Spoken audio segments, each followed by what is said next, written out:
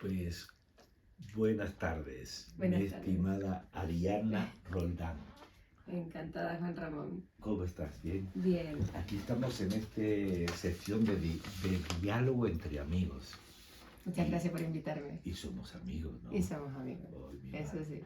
Pues mira, Ariana, tú eres natural de Venezuela, ¿no? Sí, venezolana. Y además también eres ciudadana española, ¿no? Sí, hace un año. ¿Nos podrías dar unas pinceladas de cómo ha sido, cómo fue tu vida en Venezuela? Así a nivel infancia, adolescencia, cómo date cuenta que la vida de Venezuela, el país de Venezuela, Fue cambiando. nuestro lenguaje cotidiano en España es un lenguaje cotidiano.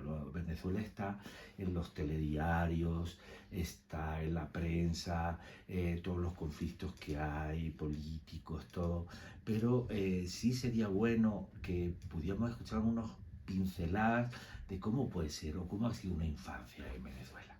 Bueno, mi infancia fue muy linda, para qué decirlo. Y ojo que yo tengo la edad del gobierno que está actualmente. Ellos entraron en el 98, fue el golpe de Estado, si no mal lo recuerdo, y en el 99 entró el gobierno actualmente. Y de la infancia no me puedo quejar, a pesar de que nosotros éramos una familia de clase humilde, media, humilde media, vivíamos bien. No nos faltaban los viajes, el compartir con la familia, que el fin de semana estuviéramos con la familia reunidos, que hacíamos parrillas, que es muy común, tomarnos la cervecita. Bueno, yo no porque era niña, pero mi familia sí. Pero ese gozo de reunirnos todos los fines de semana con la familia era lo que importaba. Y los viajes también, ¿no? Conocer un poco tu propio país, nos lo podíamos permitir. Y ya a medida que fuimos creciendo, creo que fuimos mejorando económicamente y nos mudamos. En esa segunda etapa de mi vida, que tendría que tener yo como 8 años, 9, hubieron muchos cambios. Mis padres estaban estudiando y trabajando a la vez, porque nunca dejaron de trabajar ni estudiar, y nosotros pues seguíamos los pasos de ellos. Los acompañábamos a trabajar, tenían doble trabajo, o sea que si se necesitaba un doble trabajo para tener una clase media en Venezuela. Eso lo estuve hablando hace poco con un conocido y un amigo también, de que, bueno, que creo que hay que normalizar también que aquí en España también se tiene que tener un doble trabajo para mantener una clase media a pesar de la ayuda del gobierno, porque aquí el gobierno ayuda mucho a las familias, a los padres, allá también. No sé qué te puedo contar, pero no sé si me estoy yendo Pero del... de lo que estás diciendo es muy interesante lo que dices, porque primero dices que has tenido una infancia feliz, Sí, a y seguí pesar teniendo una infancia de muy feliz. nacer bajo el paraguas de un gobierno cuestionado. También estás diciendo que la gente humilde, tus padres estudiaban, tenían posibilidades de estudiar, incluso universitarios, ¿no? Sí, y a través de ayudas también del gobierno. Y que Sí. también O privado. había posibilidades de progresar en la Venezuela que tú naciste, ¿no? En la que yo nací, sí, se podía. Entonces, qué valoración haces tú? ¿Por qué tantos venezolanos critican es- esta situación o la situación política desde que llegó el cambio, en concreto con Chávez, con Hugo Chávez? Digamos que todo empezó como en el 2016. No, todo arranca desde el 2013, desde el bloqueo 2013-2012 por ahí, que empieza Chávez a enfermar, empieza más el ataque del bloqueo económico y la gente empieza a decaer, o sea, empieza a decaer el servicio público, la seguridad social, la educación. Ya no habían profesores, porque no había profesor que se quedara si no le pagaban bien. Entonces la educación cae. Ya no hay buenos profesores, no hay buena educación. ¿Qué te puedo decir? También la seguridad, mucha inseguridad. Y eso ha sido... Ahí empezó todo el proceso migratorio también. No te puedo decir que a gran volumen, pero sí empezó poco a poco la gente empezó a emigrar. Más que todo la gente que tenía familia o descendencia, que italiana, española o colombiana, la gente se iba a lo más cercano. Si tenían familias en Colombia o en Chile o en Argentina, pero la mayoría se iba para Europa. Porque es que en Venezuela hay una gran mezcla. Sí. Tenemos de todas las nacionalidades, tenemos árabes, tenemos españoles, tenemos portugueses, franceses, tenemos de todo. La verdad, no ve que el panadero era portugués. La pizzería italiana o los restaurantes italianos, ¿qué te puedo contar? ¿Y cómo tú vives, cómo has percibido, por ejemplo, Venezuela ha sido un país de recepción de mucha inmigración, Sí, especialmente de América Latina? sí. Y ahora, en esos años Cuando nos toca a 2000, nosotros emigrar. sí, es decir, que hay un contraste de haber recibido a la necesidad de tener que salir del país. ¿Cómo se ha vivido eso? Mira, no te puedo hablar de mi experiencia porque yo solo he emigrado a España. Intenté en una ocasión ir a Colombia, no me gustó, porque fui a la costa, por cierto. Y esa parte que estuve compartiendo con la familia y viendo la realidad era la misma situación que yo veía en Venezuela. Vivir el día a día, el desesperarse, si había agua, si no había luz, el medicamento, que había para comer. Es que yo creo que el ir a la tienda por 200 o 100 ml de aceite, no, a diario, porque es que no te podías permitir comprarte el litro, que es algo aquí accesible y allá. Y se podía hacer antes en Venezuela, antes que empezara la crisis económica. Por eso fueron uno de los motivos por los que emigré, porque ya yo no podía darles, yo tengo un hijo de 8 años y ya yo no le podía dar calidad de vida a mi hijo y no podía vivir con la inseguridad tampoco. ¿Yo qué le podía ofrecer a Tiago o a mi hijo en ese entonces, con 23 años, como estábamos viviendo en Venezuela, si ni siquiera podía darle una educación? ¿Y tú relacionas digamos, comienzo del desorden o de la crisis en Venezuela a la mala gestión, al bloqueo, a una Ambas. sociedad cansada? ¿Cuál crees La tú? sociedad cansada ha sido a Sí. partir de toda la situación. Porque el venezolano, a pesar de la crisis económica que vive, es una persona muy optimista. Y que siempre le saca una sonrisa, a pesar de lo mal que lo estás pasando, pero se cansa.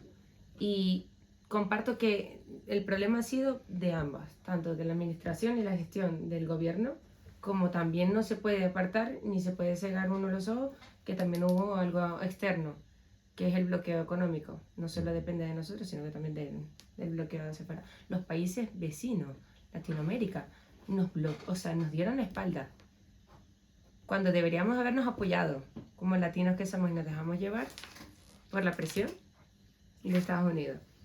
Entonces, ¿qué más nos tocó a nosotros? Apoyarnos en Rusia. Sí, porque se dio el hecho de que hubo un tiempo que la Colombia de Uribe, con el Brasil de Bolsonaro, con el Ecuador de Lenín Moreno, con el régimen de Perú y con Donald Trump, además de la Unión Europea, se dio la circunstancia que todos bloquearon a Venezuela, ¿no? Incluso recuerdo que hay un dato que si Venezuela tenía cerca de 7.000 millones de Producto Interior Bruto, tras ese bloqueo bajó a unos 700, es decir, que casi colapsó la economía de Venezuela, ¿no? Sí, sí. O sea, es que no había. No había nada. No había nada. O sea, de ir al supermercado y conseguir el supermercado vacío era terrible. No. Y luego ya llegas a España, ¿no? Llego a España. Y que vienes ilusionada, se cumplen tus expectativas. ¿Qué idea tenías y qué...? Yo creo que mi idea era muy fantasiosa. Sí. Sí, como cualquier joven. Venía con mucha fantasía. ¿Cuántos años tenías? 23.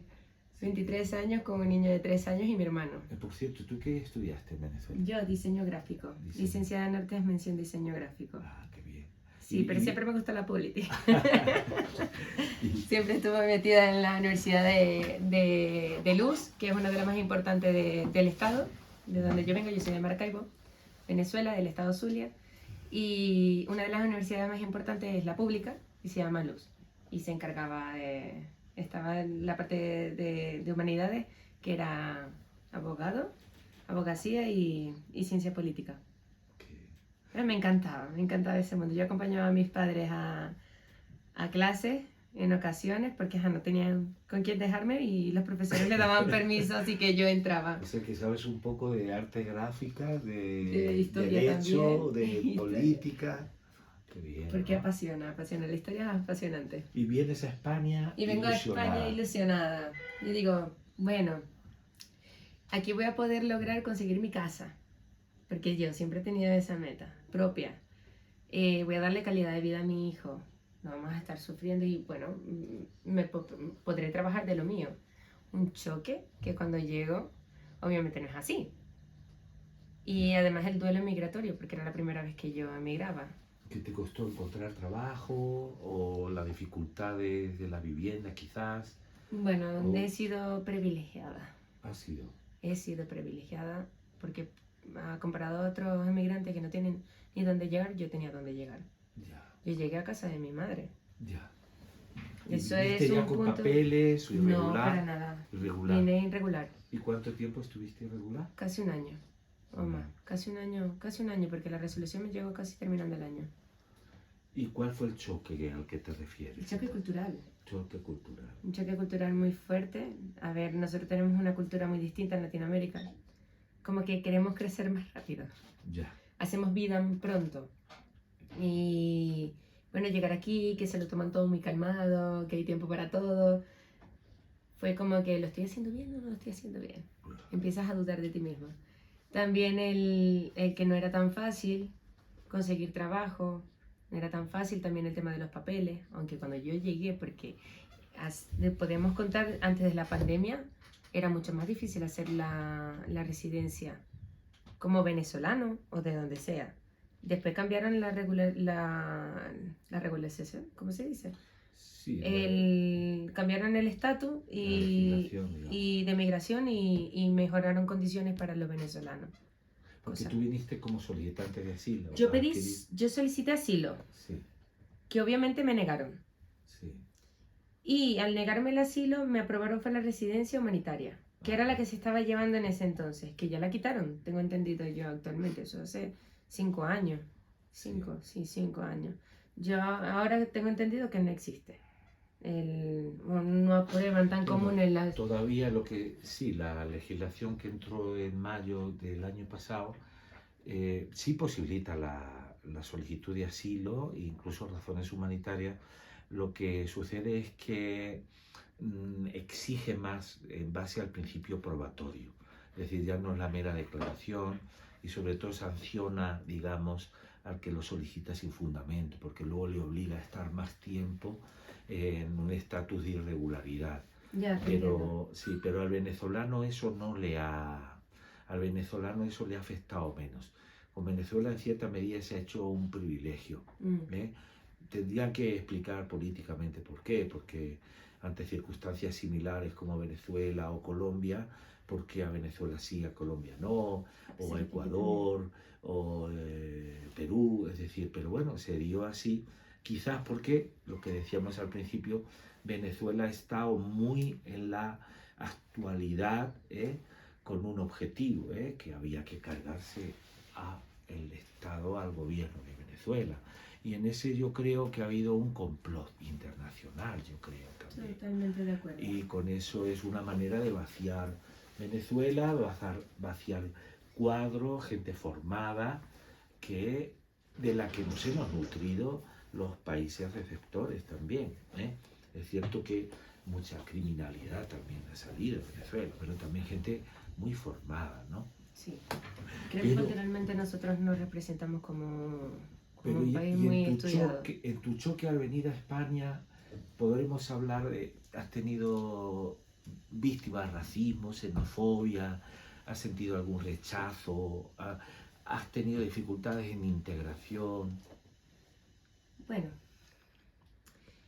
sí lo habré vivido, pero creo que llegas a manejar ese racismo. Pero sí he vivido racismo en España. Mira, más concretamente, por ejemplo, cuando organizaciones como Vox o el PP quieren relacionar inmigración con delincuencia o... No estoy de acuerdo. ¿Tú crees que hay base para ese argumentario de estas formaciones políticas? Es decir, ¿el inmigrante viene a España a delinquir? No, no todos. ¿A qué viene? A trabajar y a buscar una mejor calidad de vida. Es decir, esa afirmación o esa creencia obedece más... No estoy de acuerdo. Pero es que no puedo hablar de todos los países. Aunque debería... Está feo. Está feo porque no se puede hablar así de ningún país. No creo que todo el mundo venga con intenciones a delinquir o a o a robar, sino a buscar una mejor calidad de vida. ¿Y tú lo has logrado? Yo he logrado una mejor calidad de vida. Yo me puedo permitir cosas aquí que no podía permitirme. Vivir sola, tener educación para mi hijo, seguridad. Porque a pesar de... Yo vivo en un barrio muy picante, vivo en el centro, ya lo sabes. Y a pesar de todo, yo me siento segura comparada con Venezuela. Y vivo en Lavapiés. El barrio intercultural. Muy multicultural. Mucho, sí. Bohemio. O sea que tú perfectamente tienes base sociológica o social para saber si la podemos relacionar inmigración con delincuencia, ¿no? Sí, y lo puedo decir. Y lo he vivido. Que yo era de una de las personas que decía no voy a juzgar por nacionalidad. Pero la realidad y los hechos hablan solos. Porque yo lo vivo. Es decir, podemos afirmar que el inmigrante viene a trabajar. Viene a trabajar, pero hay unos que no. ¿En qué porcentaje? Y siento... ¿Qué porcentaje? No sé si lo podemos dividir, puedo hablarlo libremente, ¿no? Sí. No sé si lo podemos dividir, pero, por ejemplo, yo puedo hablar de una sola nacionalidad y voy a hablar de los marroquíes. Yo con los marroquíes tengo muy buena relación, socialmente. Y en el colegio de mi hijo estudian personas marroquíes y son personas trabajadoras, pero te puedo decir que hay más cantidad en la calle drogándose o robando que la que yo veo trabajando o buscando una mejor calidad de vida para los niños. Y lo veo. O sea, no sé qué te puedo decir, pero tampoco es mucha. Podría decir de un 100%, un 65 es buena y un 45 es el que está delinquiendo. En el barrio. En el barrio. Y no te puedo hablar solo de uno, porque puede ser los grupetes tampoco que son solo de una nacionalidad. Hay de todas, hasta españoles. Los mismos de acá. Entonces no podemos echar la culpa a la inmigración, de la delincuencia. ¿Qué más podemos...? En estos días se está hablando de la posible regularización que va a haber, ¿no? Sí. ¿Cómo ves tú esa regularización? El gobierno está hablando de una regularización de unos 500.000 personas, posiblemente haya muchas más. Hay organizaciones que están hablando de 800.000 personas. Como inmigrante o como hija de inmigrante, que tú ya tengas la nacionalidad española, ¿tú crees necesario un proceso o lo ves oportuno un proceso que pueda evitar la marginalidad a la cual se ve abocado un inmigrante sin papeles en España? Yo creo que es muy poco tiempo lo que están solicitando. Muy poco tiempo. Porque están pidiendo poco tiempo, porque sí creo que 5 meses es muy poco tiempo para poder darle una residencia, no nacionalidad, es lo que para regularizar a la migración. Porque hay que descartar. Y digo que tienen que pedir también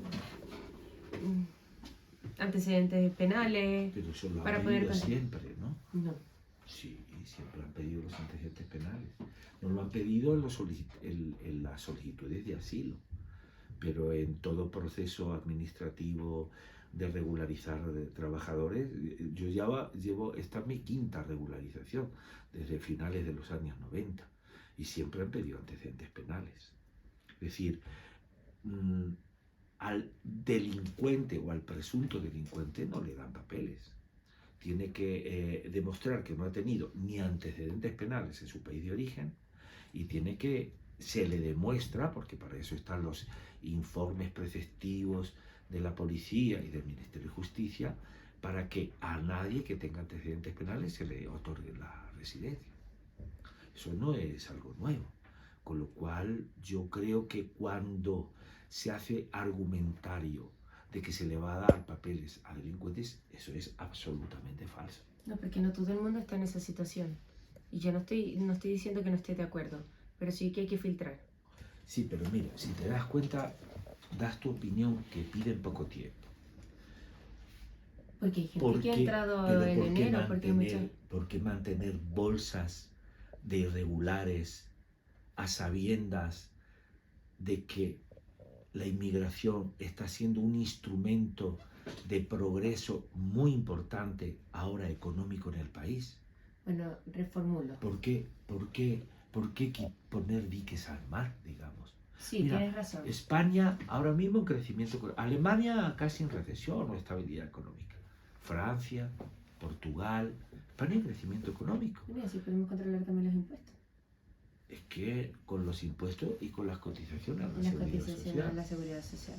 Estamos hablando de que 800.000 personas, de 800.000 personas, ponle que pueda haber unas 400.000 incorporadas al mercado de trabajo.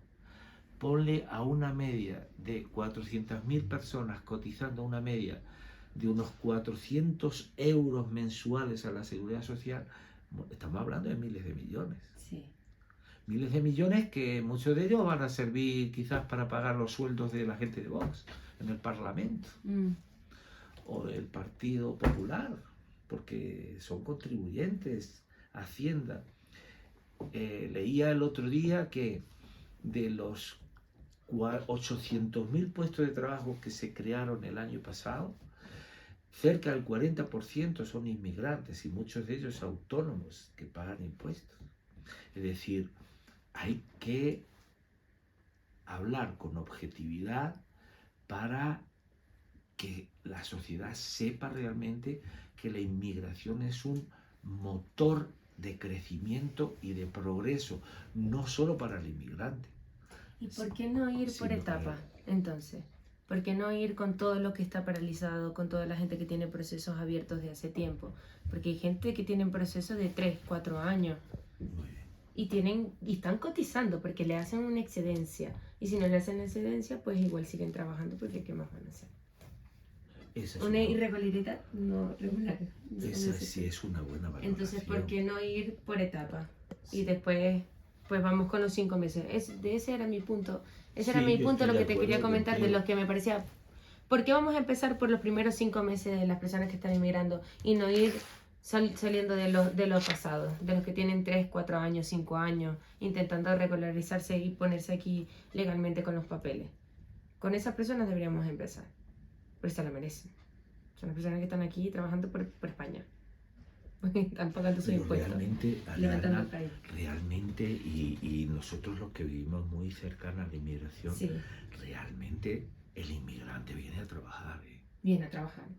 El inmigrante viene eminentemente a trabajar y a los sectores más donde el autóctono no quiere desarrollar. Claro. ¿Quién pone ladrillos en España? Sí. ¿Quién pone los cafés? ¿Quién va a cuidar a las personas mayores? Claro. Ya que no lo quieren ¿Quién hacer? trabaja al campo? ¿Quién está en el servicio? Alguno puede pensar que Abascal se va a poner ahora a cultivar, a recoger naranjas. Pero está feo. No hay que ver al inmigrante solamente en ese campo laboral, que no es denigrar, pero porque solo nos van a ver de esa manera. Pero también hay tenemos médicos, los mismos derechos. También hay médicos. Y enfermeras. Abogados, abogadas. Sí. Arquitectos.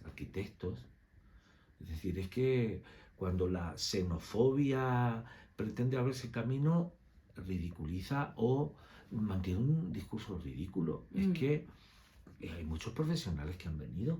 Muchos, y estamos trabajando en... ¿Tú misma? Sí, y trabajamos en la hostelería, cuidando a los mayores, hasta que uno se regulariza.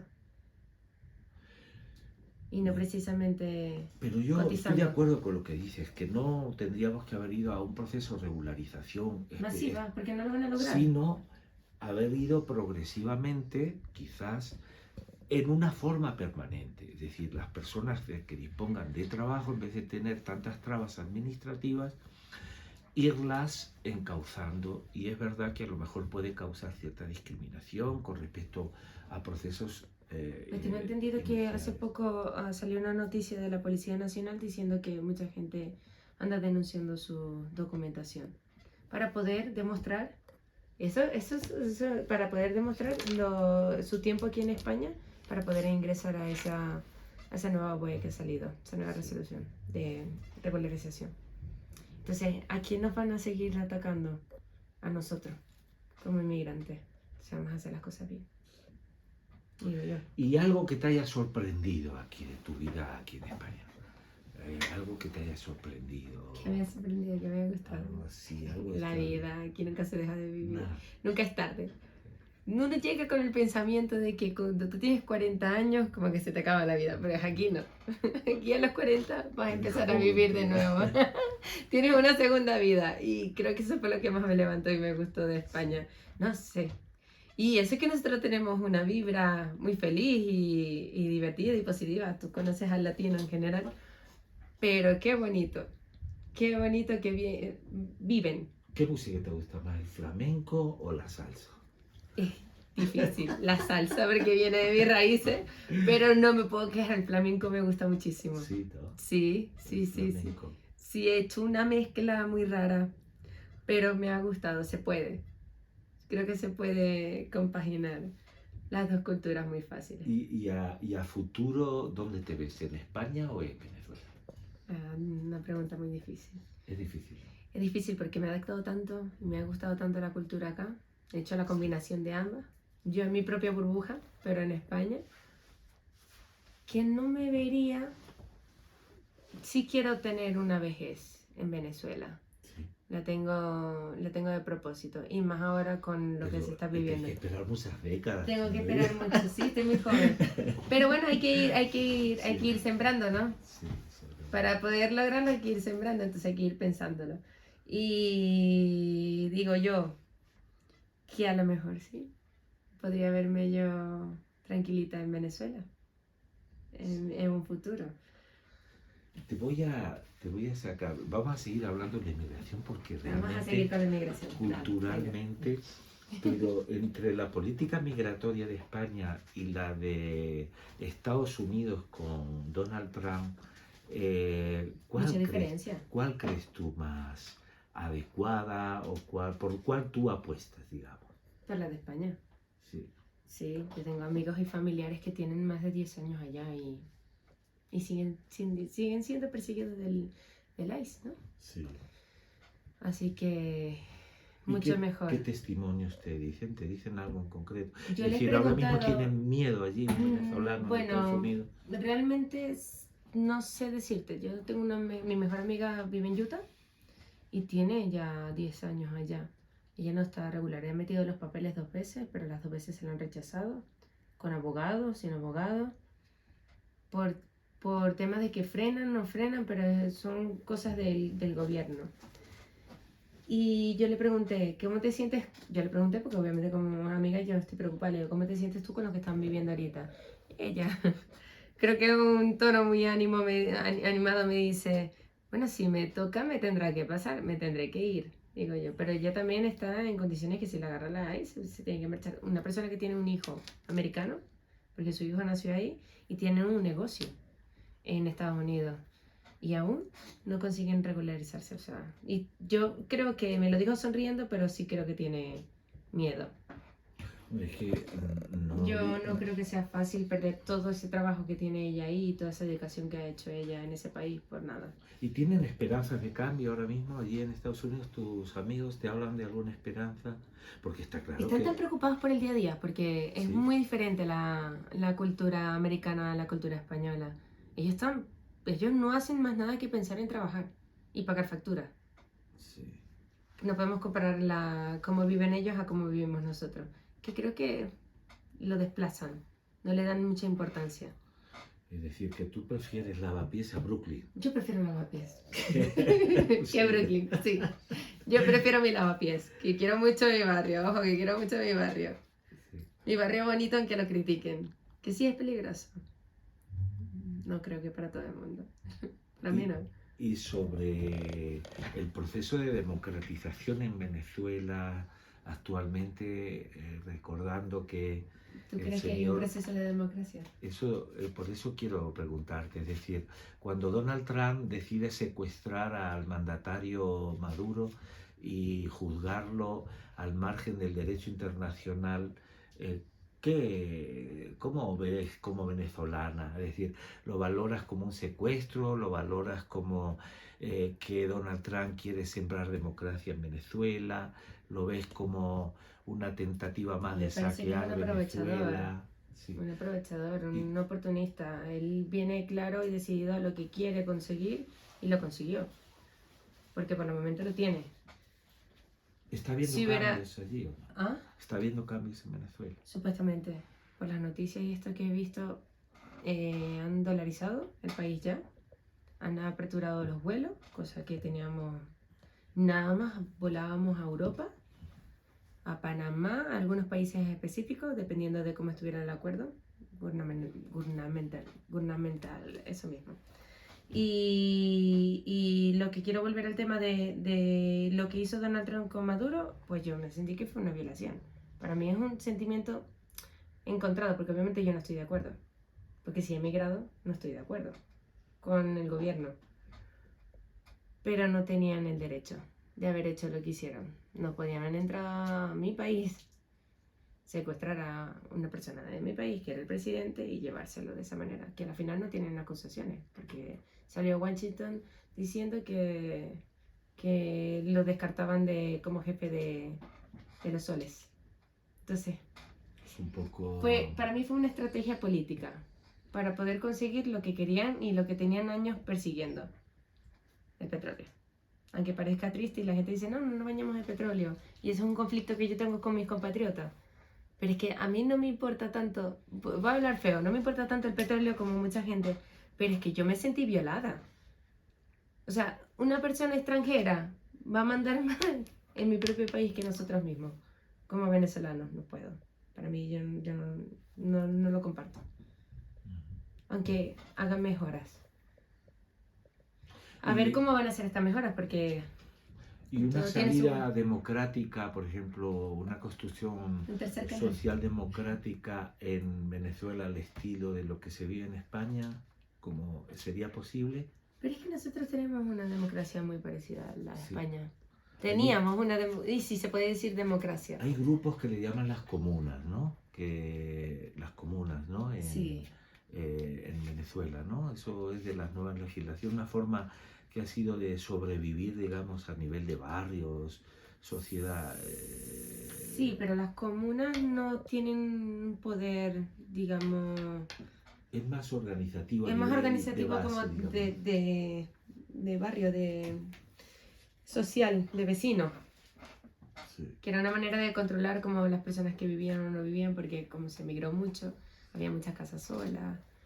Entonces era como manera de controlar todo, que siempre, yo creo que en cierta parte sí vivimos una dictadura, aunque no lo quieran. Cuando te cortan las noticias del extranjero, para mí ya te están quitando las alas. Cuando empiezan a controlarte la comida, también te van quitando las alas. Empiezan a controlarte la educación, tu forma de pensar, que ya no podías ni opinar, porque si opinabas y subías un video en Instagram o en TikTok te llevaban preso. Yo trabajé en administración pública y trabajé 1 año y medio como diseñadora gráfica al lado de la alcaldía y del gobierno. En la administración pública, en la imprenta del Estado. Y yo me acuerdo que muchas veces pasaron por mi escritorio a que yo firmara a favor. Y si yo no firmaba, a mí me despedían. ¿Qué dices tú? ¿Cómo lo ves tú? ¿Es una dictadura o no es una manipulación? Sí. En cierta parte. Seguramente haya que corregir. Había que firmar con el gobierno, porque si no, me despedían. Yo como tonta, firmé. Pero quizás Con 22 es hacer propuestas democráticas, pedir pedir que tu país sea bombardeado por... Obviamente que no estoy de acuerdo. Claro. Eso no estoy de acuerdo, ¿Qué pero... alternativa es esa política? ¿No contribuye eso también a la crispación y a que se reprima más desde dentro, que haya una oposición tan violenta contra... La oposición siempre va a haber. Sí, pero tan violenta. Por ejemplo, en España puede ganar o perder Feijóo y no le va a pedir a Francia que bombardee a la oposición española, Ya. ¿no? Es un poco exagerado. Yo de eso sí no estoy de acuerdo. No soy Lo que partícipe creo de que es ello. que eso lleva mucho a la visceralidad, ¿no? Yo creo que si bien a nivel régimen quizás tenga que cambiar, quizás también Venezuela tenga que cambiar una oposición también política, ¿no? Que no sea tan violenta, digamos, ¿no? Las guarimbas también, ¿no? ¿Y cómo reaccionaba el gobierno? ¿No? Con violencia. Con violencia, Mm. sí. Es decir, violencia de ambas partes, Violencia quizás. de ambas partes. Es decir, que quizás es mejor una tercera Por si es vía, que la ¿no? gente, la tercera vía, a ver si la conseguimos. Pero por eso la mayoría de la gente decidió emigrar. Se rindió. Creo que se rindieron. Muchísimo. Esa visceralidad tú vas a encontrar en España, por ejemplo, entre derecha, izquierda, No. tal como se vive en Venezuela. Aún no la he conseguido. Como de derecha a izquierda, que es lo que vivimos allá. Digamos. No, No. no. Aquí no lo he vivido de esa manera, no. Han hecho sus protestas y eso, pero no ha llegado a tanto. Hay una palabra fuerte cuando define comportamiento, No ha que llegado es a tanta el violencia. odio. El odio. ¿Tú ves odio en Venezuela? No. No. ¿Odio entre las dos partes de Venezuela? Entre políticas, sí. Sí lo hay, ¿no? Sí lo hay. Hay odio. ¿En España lo Y hay ves? fanatismo. ¿En España lo ves? Es que no participo mucho. Y si no lo ves, ¿no sería sembrar odio, por ejemplo, que haya un líder político que relacione la regularización Con o la la inmigración inmigración, sí. con la delincuencia? Sí, Es cultivar odio. es ¿no? cultivar odio. Sí, es cierto. Es cultivar odio. Cosa que no es así. Yo creo que las sociedades necesitan otro discurso, ¿no? Ya. ¿Qué Sí. propones tú? Pues mira, estaba pensando qué propongo, pero hay una frase que me ha encantado, ¿Cuál? la de Bad Bunny. ¿Me la dices tú o te la digo yo? Dímela tú. Menos odio. Y más amor. ¿Cómo traducimos eso a nivel político?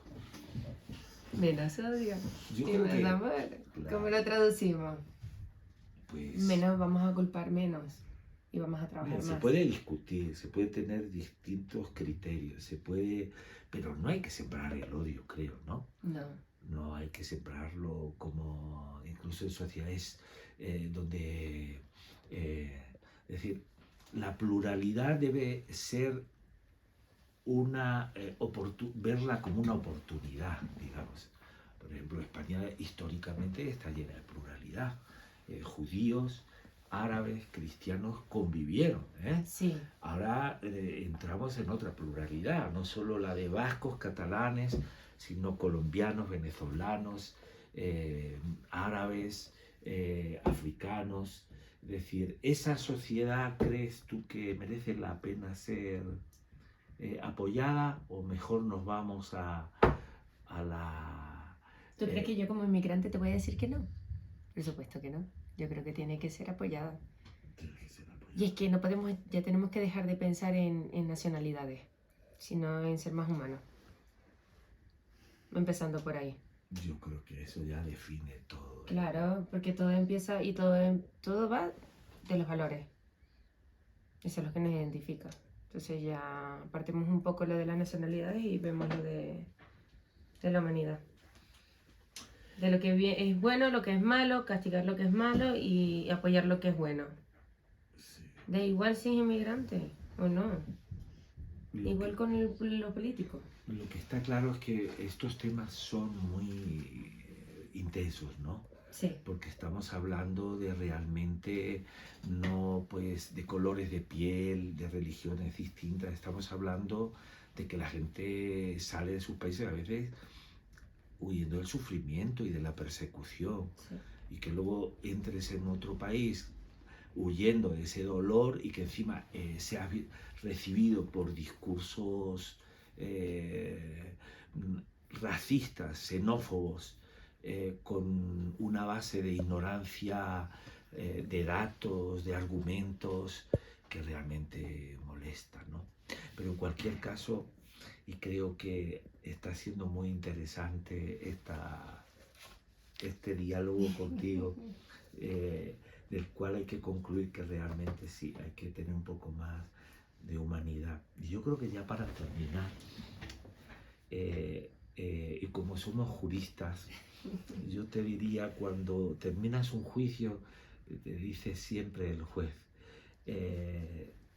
Ariana, tienes la última palabra. Ya. ¿Qué te gustaría como mensaje de síntesis comentar en este encuentro, diálogo entre amigos? ¿Qué me gustaría comentar o decir? Anda, me agarraste fuera de base, pero Has bueno. comentado muchas cosas y ha dicho cosas muy interesantes realmente. Yo creo que lo que hay que implementar primero es valorarse uno y empezar desde dentro. Porque si uno no está bien, uno no puede ayudar a las demás personas. Y de ahí parten los valores para poder ayudar. Y una opinión. Así dejamos un poco al lado el racismo y el clasismo y abarcamos el tema de la inmigración. Es lo único que puedo decir. Mirarse y, bueno, ser feliz. ¿Qué más podemos hacer? Pero para finalizar también te quiero dar a ti la última palabra. Y así dejamos la información clara con respecto a qué son los requisitos que se necesita ahora para entrar a la regulación. ¿Te gustó la Claro que sí. entrevistar, no? Claro. Bueno, pues sí, hay que animarle. Bueno, yo voy a animar a que la gente realmente se acoja a la regularización. Y aunque es verdad que a lo mejor se podía haber hecho de formas progresivas, ya que se ha propuesto por parte del Consejo de Ministros, en principio han puesto 4 requisitos de los cuales se hablan los portales oficiales de Moncloa, del Ministerio de Inclusión, y va a ser que aporten el pasaporte con que esté en vigor, los antecedentes penales del país de origen, que tengan que estar legalizados. Van a pedir las pruebas a las que tú te referías de los 5 últimos meses antes de la presentación de la solicitud. Vale. Quiere decir que si van a presentarlo en abril, pues tendrían que presentar pruebas de noviembre, diciembre del 2025, enero, febrero y marzo del 2026. Esos son los 5 últimos meses. Pruebas eminentemente públicas, que sean los abonos transportes si estás en Madrid, los envíos de dinero, certificados médicos, recetas farmacéuticas. Muy interesante la apuesta que se hace por los menores, regularizar a los menores, porque hasta ahora muchas veces se ha regularizado a los adultos, luego los adultos regularizan a los menores, ahora directamente el menor va a tener derecho a la residencia de 5 años. ¿Ah, sí? Sí. Antes se hacía por un solo año. Sí, con la reagrupación era, bueno, se le daba según la validez de la tarjeta del padre, el ascendiente, padre o madre, ¿no? Pero ahora va a ser 5 años, con lo cual también le das estabilidad, tranquilidad a un menor, porque también lo sometes a la exclusión, a la marginalidad a los menores. Y que tú tienes que, por ejemplo, a mí me pasaba mucho que cada vez que tenía que actualizar la residencia Tiago tenía conflictos en la institución, sí, con el niño. Y los menores que tenía que estar de rigor, la tarjeta, que si no iba... Todo. Otra cosa aparte, ¿tiene que ser a través de un abogado o puedes dar recomendaciones? No, puede... Hombre, lo normal... En principio tiene que publicarse el texto todavía. El Real Decreto tiene que aprobarse, tiene que haber un desarrollo legislativo y tiene que haber unas instrucciones que normalmente se les da a todas las delegaciones, subdelegaciones de gobierno. O sea, que nos recomienda al principio es buscar todos los documentos principales que tener a la mano. Los abogados, hombre, yo soy abogado y ayudan, y cada uno, muchos inmigrantes tienen sus abogados, digamos, cercanos y demás. yo creo que el gobierno va a facilitar también a nivel estructural que puedan presentar en los registros de las instituciones públicas. Siempre es bueno tener una familiaridad con estos procesos para especialmente el documento que vaya a buen destino, Claro. que vaya bien firmado, que los documentos vayan bien fotocopiados y especialmente ver que se ajuste a la legislación que se va a aprobar. Entonces yo creo que va a haber, lo que sí es bueno que haya calma, que haya una calma, que hay tiempo, que todavía faltan instrucciones precisas, pero que yo creo que socialmente el Estado español se va a enriquecer, la sociedad española, porque va a introducir... Pero ya esto va en marcha. No hay El un, no hay Consejo un de para atrás. Ministros... Ya hay una marcha y ya va a haber una fecha en donde se publique. Sí, el Consejo de Ministros lo ha aprobado. Ahora ¿Qué es lo que queda? tiene que haber un Real Decreto que tenga que aprobarse por parte del Gobierno, unas instrucciones de desarrollo. Es cierto que está habiendo cierta confusión porque tanto la derecha como la ultraderecha lleva esto a Europa para tratar de paralizar, pero claro, sabe Europa que no puede paralizar un proceso interno del país. Y al respecto, el presidente del gobierno dijo algo muy interesante cuando Elon Musk dice, el dueño de la plataforma X y gran multimillonario, que se dignó a criticar el proceso de regularización. Sánchez le dijo que menos Marte, él empeñado en sus investigaciones y viajar a Marte, y un poco más humanidad. Porque realmente hay que evitar que 800 o 500.000, 600.000, 800.000 personas salgan de la marginalidad del trabajo negro y pasen a formar parte de una ciudadanía con derechos y obligaciones, no solo derechos, porque el inmigrante tiene sus obligaciones y también cumple con ellas, a nivel impositivo, a nivel de contribución al sector productivos, como hemos comentado. Pero me gustó tu capacidad de entrevistadora, ya, que ya nos has desbordado, ya. ¿Y qué mensaje quieres dejar para tus seguidores? Bueno, mis seguidores, que muchos ya son amigos. Eso sí. Yo me siento muy... yo con los 26, 27 años que llevo ya en el mundo de la inmigración, te digo que me siento muy orgulloso de haber trabajado, de haber conocido esta multiculturalidad, pluralidad de etnias, de religiones, de políticas, de afectos, con lo cual yo me enriqueció mucho. Y como quiero mi país, quiero que también se enriquezca con esta pluralidad. Es decir, yo estoy de acuerdo con la pluralidad y creo que un país como España, enmarcando una legislación de respeto a los derechos humanos, pues debe abogar por ello. Y entonces ese es mi mensaje, que vamos a trabajar intensamente, porque cuantas más personas se regularicen, mejor, porque significa progreso para España y progreso también para las familias. Y muchas gracias por darme esta oportunidad, tú también, de decir estos sentimientos. Bueno, muchas gracias por invitarme. Ariana, nos vemos en el camino. Siempre. He disfrutado, ¿eh? Gracias, Bueno, Nicolás. chicos, saludos. Gracias por todo.